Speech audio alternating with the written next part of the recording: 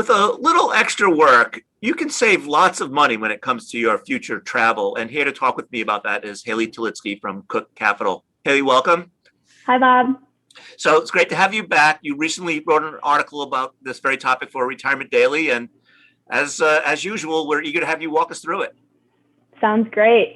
Yeah, so as more and more people continue to get vaccinated and more states and countries begin to reopen, we have seen the demand for travel significantly increase, and also trip prices continue to go up as well. So I wanted to put together this article just to share a few very simple travel hacks.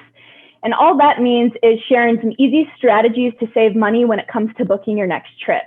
I want to disclose, by no means am I an expert travel hacker. I'm just starting to dip my toes into this, but I share some really great resources in the article as well for you to check out if you're interested in doing more research. All right. So where do people start when it comes to hacking their travel trips? Yeah, absolutely. So before we even dive in, I really want to stress the importance of having a solid budget and savings in place before trying any of these strategies. Purchasing a trip is a really big expense, so you want to make sure that you understand your cash flow and you have the savings to do so before you dive into these different types of strategies. So if you're still understanding your budget and still working to build your savings, that's totally okay. Focus on that now and then come back to this article later on. Okay. All right. So assuming that everyone has their financial house in order, where to begin? Absolutely. So let's start with credit card rewards. There's a lot of different really great credit cards that allow you to earn travel rewards when you spend money on them.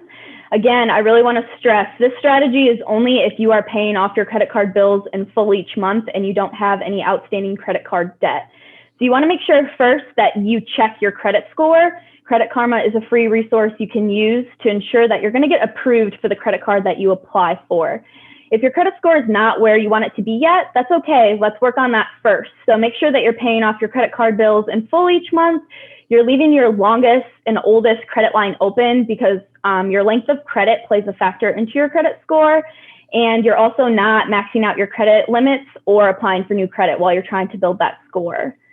But if you've got all that taken care of, then you're ready to apply for a new line of credit and to do that research. So there's kind of two different types of credit card strategies. You can apply for a credit card directly with a specific company, such as an airline or hotel or cruise line, if you're really loyal to that brand. Otherwise, you can choose a card that just provides generic travel rewards points.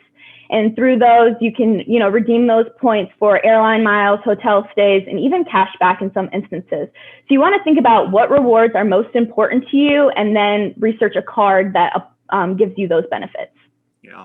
Just as a question, many cards will offer you 50,000 mile or points by signing up for them. And some of them are obviously tied to an airline or hotel. That's a lot of points for some people if they're just starting out. Yeah, absolutely. It's a significant amount of points and can save you a ton of money, but you want to make sure that you're checking the requirements with those points. So a lot of airline companies or rewards companies are going to make sure that you spend a specific amount before you can earn those points. So for example, an airline company might say, we'll give you 50,000 bonus points to use towards travel, but you first need to spend maybe $5,000 in the first 3 months to earn those points. So you want to make sure that you're always checking for those sign-up bonuses, what the requirements are, and then you're tracking that to make sure that you're on track to earn those points.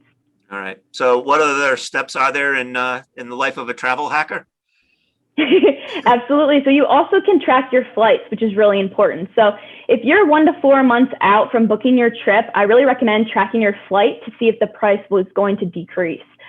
Two resources that I use are Google Flights and Hopper. They're both free, and you can just sign up to track price trends. And so it'll tell you if the price flight goes up or down. And then you want to make sure that you have the funds saved, so that way when the price drops, you're ready to book.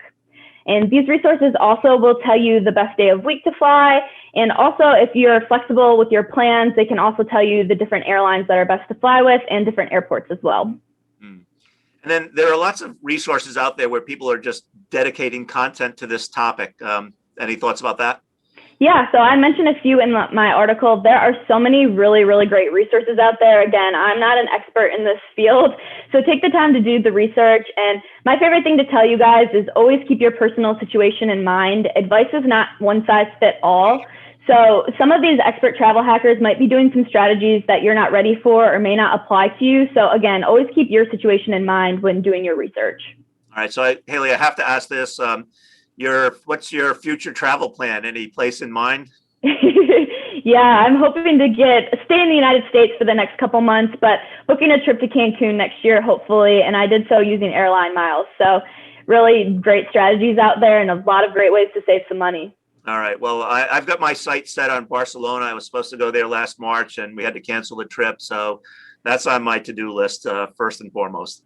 Yeah, absolutely. Again, these companies are offering a lot of rewards right now because they want you to get signed up and they want you to start traveling. So now is a great time to start applying and doing that research to save that money for those future trips when we're able to do so. All right. Haley, as always, I want to thank you for sharing your knowledge and wisdom about these topics. They were greatly appreciated. Thank you.